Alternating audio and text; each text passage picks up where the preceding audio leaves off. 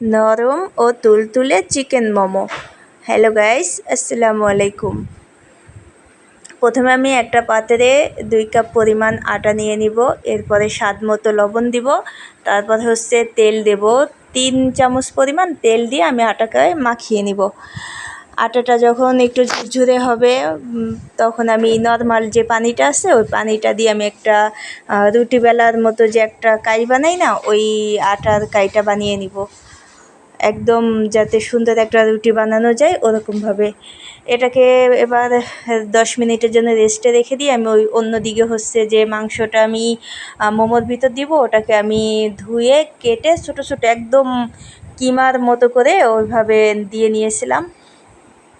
এরপরে আমি এখানে লেবুর রস দিছি, হলুদ গুঁড়া দিছি, ধনিয়া গুঁড়া আর জিরা গুঁড়া আর মশলা, গরম মশলা দিয়ে টমেটো সস দিছি। তারপরে একটু চিনি দিয়ে আমি এটাকে ম্যারিনেট করে রেখে দিয়েছিলাম কিছুক্ষণের জন্য। তারপরে আমি তেলে এটাকে একদম ভেজে নিব।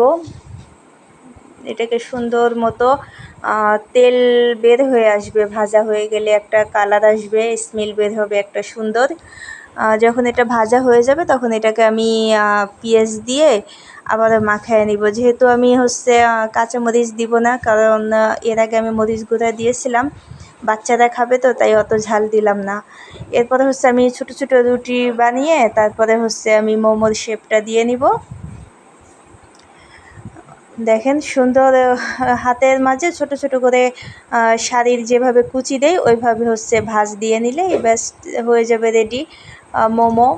যে যেভাবে বানাতে পারে, সে যে হয়ে গেল। এরপর আমি আগে থেকে পানিটা ভাপিয়ে নিয়েছিলাম, তারপরে উপরে ঝাঁঝরা বসাইয়া মোমোগুলো দিয়ে দিছি।